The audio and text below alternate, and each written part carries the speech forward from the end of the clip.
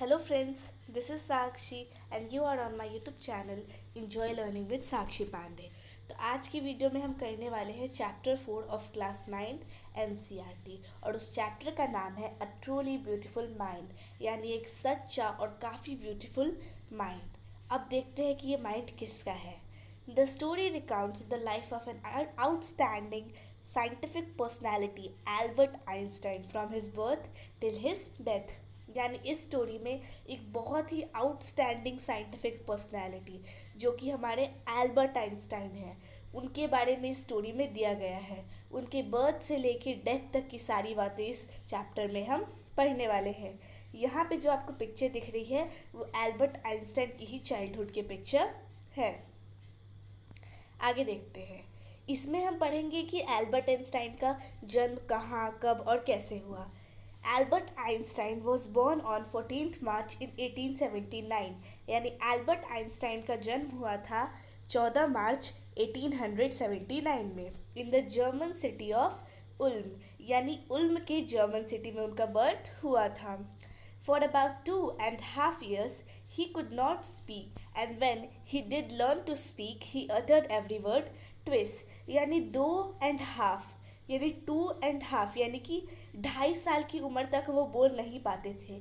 उनके जितने भी रिश्तेदार कहते थे होते थे वो कहते थे कि शायद ये गूंगा ना हो जाए, बट उन्होंने बाद में बोलना सीखा। थोड़ा लेट सीखा पर सीखा, और जब सीखा तब वो हर एक वर्ड को 2 बार रिपीट करते थे। अटर्ड का मतलब रिपीट करना। His playmates called him Brother Boring, and his mother regarded him a freak because of the abnormally large size of his head।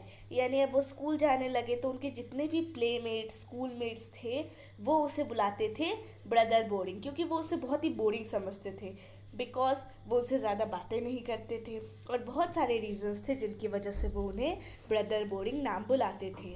और उनकी माँ जो थी वो उसे फ्रीक समझती थी, वो इसीलिए क्योंकि उनके सर का साइज़ जो था एक नॉर्मल हेड से काफ़ी ज़्यादा बड़ा था। इस वजह से उनकी माँ भी उसे फ्रीक समझती थी।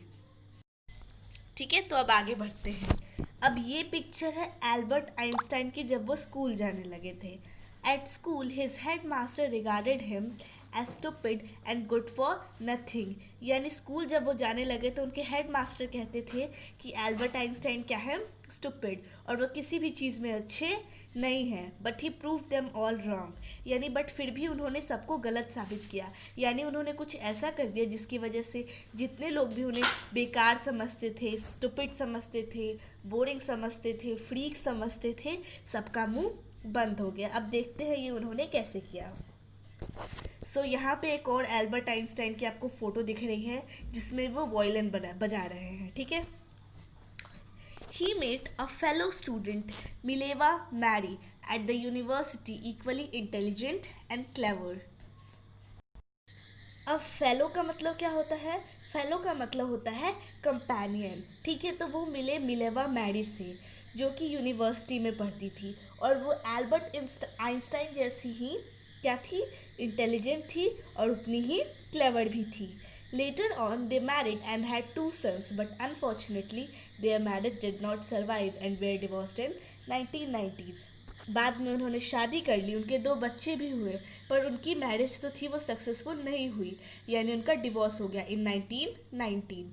यानी इनकी शादी सक्सेसफुल नहीं रही। After completing his education, Albert worked as a technical expert in the patent office at Bern। यानी अपनी एजुकेशन ख़त्म करने के बाद एल्बर्ट काम करने लगे एक पेटेंट ऑफिस में टेक्निकल एक्सपर्ट के रूप में। Here he worked secretly of his idea on relativity।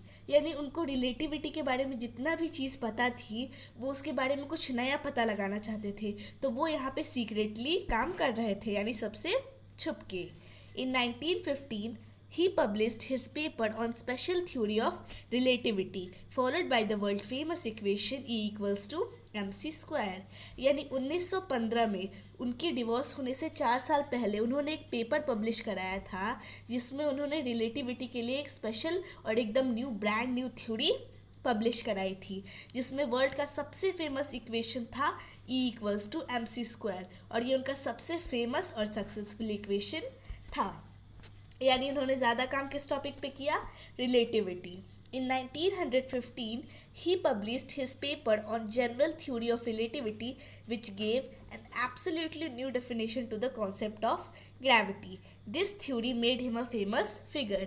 यानी 1915 में जब उन्होंने ये पेपर पब्लिश करवाया था, किस टॉपिक पे, जनरल थ्योरी ऑफ रिलेटिविटी के, तो उससे हमें ग्रेविटी के बारे में एकदम न्यू कॉन्सेप्ट मिला, न्यू डेफिनेशन मिली उस ग्रेविटी के कॉन्सेप्ट के लिए। और इसी थ्योरी की वजह से एल्बर्ट आइंस्टाइन काफ़ी फेमस भी हो गए। In 1919, during the solar eclipse, his theory came out to be accurate and revolutionized in physics. यानी 1919 में जब सोलर एक्लिप्स हुआ था, यानी कि सूर्य ग्रहण, तब उनकी थ्योरी जो थी, जो उन्होंने बनाई थी रिलेटिविटी के ऊपर, उस वक्त वो प्रूव हुई कि वो सही है। ठीक है। In 1933, he immigrated to USA as Nazis had come to power in Germany. यानी 1933 में वो कहाँ गए, यूएसए में।